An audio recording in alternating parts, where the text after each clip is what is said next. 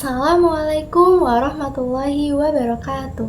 Halo semuanya, perkenalkan nama saya Siti Nur Asiah dari kelas 1C STR Keperawatan, ingin memaparkan materi mengenai sistem reproduksi pada pria dan wanita.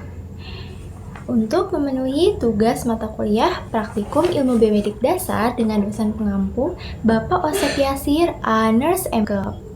Berikut adalah hasil gambaran saya mengenai sistem reproduksi.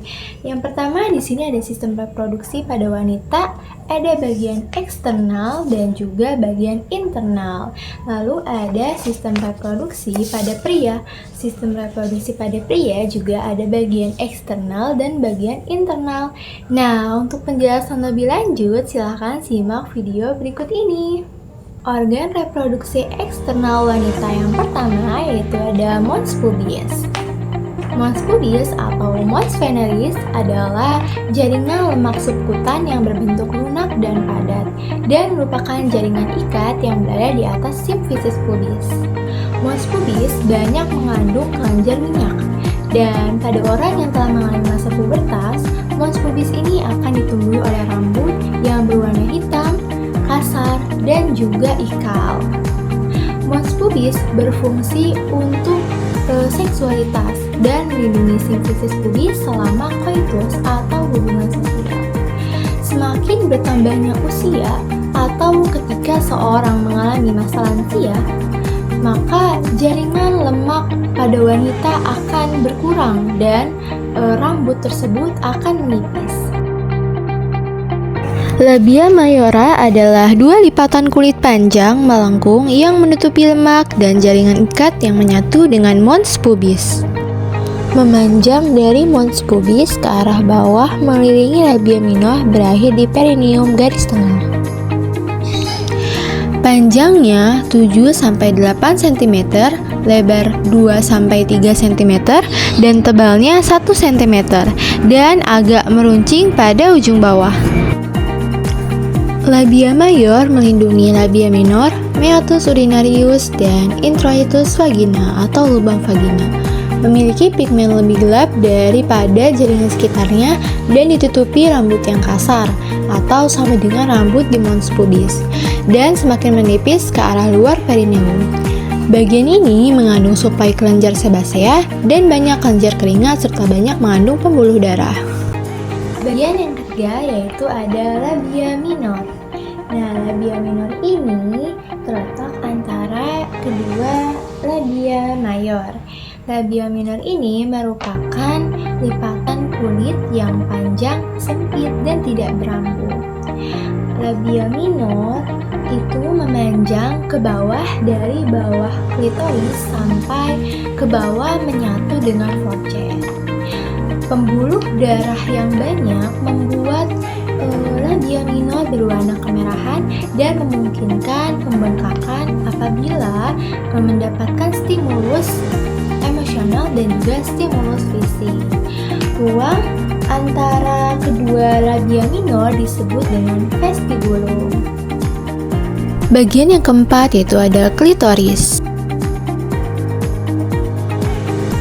Letaknya di bagian teratas dari vulva, tepatnya di atas uretra dan lubang vagina. Klitoris ditutupi oleh lapisan kulit epidermis tipis yang kaya akan saraf sensor. Yang kelima yaitu ada vestibulum. Vestibulum berbentuk lonjong, terletak antara labia minora, klitoris, dan juga forecheck. Nah, vestibulum ini terdiri dari dua muara uretra, parauretra, vagina, dan paravagina. Vestibulum ini memiliki permukaan yang tipis dan agak berlendir. Hal ini yang membuat vestibulum mudah teritasi oleh panas, bahan kimia, dan friksi. Contohnya seperti menggunakan celana jeans. Selanjutnya ada himen dan perineum. Himen adalah lipatan membran yang menutup sebagian luar saluran reproduksi perempuan atau vagina. Di saat seorang wanita mencapai usia pubertas, selaput darah menjadi elastis. Perineum terdiri dari jaringan yang membentuk bagian bawah rongga panggul. Perineum merupakan tempat umum terjadinya robekan saat melahirkan. Setelah membahas organ reproduksi eksternal pada wanita, selanjutnya ada organ reproduksi internal pada wanita yang terdiri dari uterus, uterine fundus, tuba fallopi, ovarium ligamen, ovarium, cervical canal, cervix, vagina, perimetrium, myometrium, endometrium, fibrae. Organ reproduksi internal wanita yang pertama yaitu ada vagina. Vagina merupakan penghubung antara genitalia eksterna dengan genitalia interna. Vagina berukuran 6,5 cm di depan dan di belakang 9,5 cm. Pada puncak vagina terdapat bagian yang menonjol dari leher rahim yang disebut dengan porsiol. Epitel vagina merupakan epitel squamosa dalam beberapa lapisan dan tidak memiliki kelenjar, namun mengadakan transsudasi.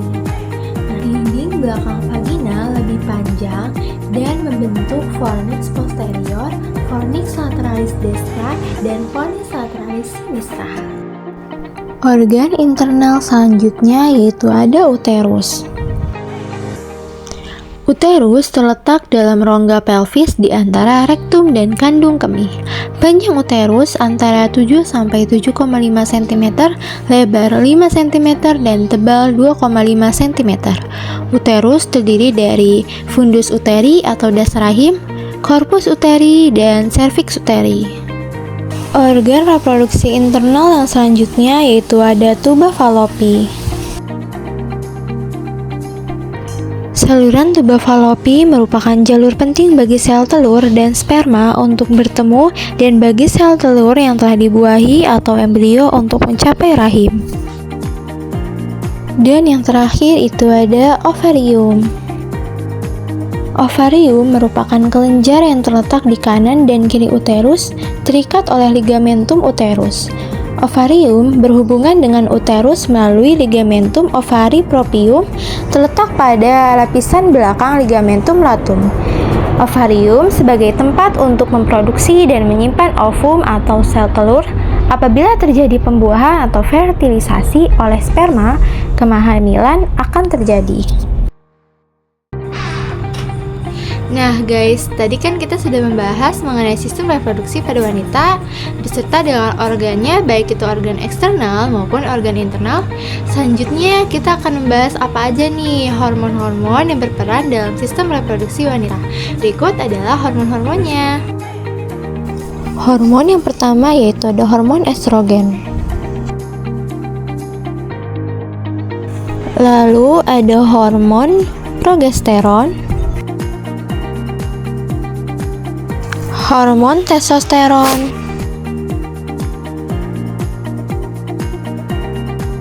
dan yang terakhir ada hormon FSH dan hormon LH. Guys, itu dia tadi sistem reproduksi pada wanita beserta dengan hormon-hormonnya. Selanjutnya kita akan membahas mengenai sistem reproduksi pada pria. Sistem reproduksi pada pria yaitu ada bagian eksternal dan juga bagian internal. Untuk bagian eksternal yaitu ada penis, kepala penis, lubang penis, dan skrotum. Dan untuk bagian internalnya itu ada ureter, vesicula seminalis, glans penis, jaringan erektil, uretra, kelenjar prostat, kandung kemih, vas deferens, dan epididymis serta testis. Organ reproduksi eksternal pria yang pertama yaitu ada penis. Fungsi penis secara biologi adalah sebagai tempat pembuangan atau organ ekskresi sisa metabolisme berupa cairan atau urinasi dan merupakan alat bantu reproduksi. Penis mengandung banyak ujung saraf yang sensitif dan penis memiliki 3 bagian yaitu pangkal penis, batang penis, dan kepala penis. Organ yang selanjutnya yaitu ada skrotum. Skrotum adalah kantung kulit yang menggantung di bawah penis. Skrotum berisikan 2 kelenjar berbentuk oval yang disebut dengan testis.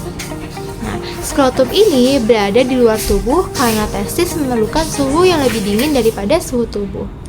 Skrotum dikenal juga dengan sebutan kantung buah zakat. Di bagian depan skrotum terdapat penis dan di bagian belakangnya terdapat anus. Skrotum bagian kiri tergantung lebih rendah dibandingkan skrotum bagian kanan. Lapisan skrotum terdiri atas dua lapisan. Yang pertama ada kulit dan juga ada tunika dartos. Selanjutnya ada organ reproduksi internal pada pria. Pada bagian yang pertama yaitu ada testis. Testis terdiri atas dua buah glandula yang memproduksi semen, terdapat di dalam skrotum, digantung oleh veniculus spermaticus. Fungsi dari testis yaitu ada dua. Yang pertama membentuk gamet-gamet baru dan yang kedua menghasilkan hormon testosteron. Lapisan testis yaitu ada tiga macam. Yang pertama ada fascia spermatica externa, ada lapisan crematerica, dan yang terakhir ada fascia spermatica interna. Bagian selanjutnya yaitu ada epididymis. Epididymis merupakan pipa dengan panjang sekitar 6 cm, yaitu berliku-liku pada permukaan posterior masing-masing testis. Fungsi dari epididymis yaitu untuk penghantar testis, mengatur sperma sebelum diejakulasi, dan memproduksi semen. Ductus ejaculatori. Ductus ejaculatorius berjumlah 2 buah pada sisi lain dari garis tengah. Masing-masing ductus akan membentuk gabungan vesikula seminalis dengan ductus deferens. Ductus ejaculatorius menerima sperma dari ductus deferens dan sekresi vesikula seminalis di sisinya. Kedua ductus ejaculatorius bermuara di dalam uretra. Vesikula seminalis. Vesikula seminalis terdiri dari dua ruangan di antara fundus kandung kemih dan rektum, serta berbentuk piramid. Fungsi dari vesikula seminalis yaitu mengeluarkan cairan alkali. Lalu selanjutnya ada kelenjar prostat. Kelenjar prostat terdapat di bawah orifisium uretra interna dan sekeliling permukaan uretra. Fungsi dari kelenjar prostat yaitu mengeluarkan cairan alkali seperti susu yang mengandung asam sitrat yang berguna untuk melindungi spermatozoa terhadap tekanan pada uretra. Selanjutnya ada kelenjar bulbouretralis. Kelenjar bulbouretralis berfungsi untuk mensekresikan cairan yang berfungsi sebagai pelumas. Sekresinya yang bersifat basah akan menyelimuti bagian dari uretra saat sebelum ejakulasi, yang akan menetralisasi keasaman urin yang mungkin keluar. Bagian internal yang terakhir yaitu ada uretra. Uretra adalah saluran kemih pada pria dan sekaligus merupakan saluran ejakulasi atau mani dan memiliki bagian terpanjang yang tertutupi oleh penis. Panjang uretra sekitar 15-25 cm. Nah guys, itu tadi sistem reproduksi pada pria beserta organ-organnya, baik organ eksternal maupun organ internal. Selanjutnya kita akan membahas mengenai hormon-hormon yang mempengaruhi sistem reproduksi pada pria.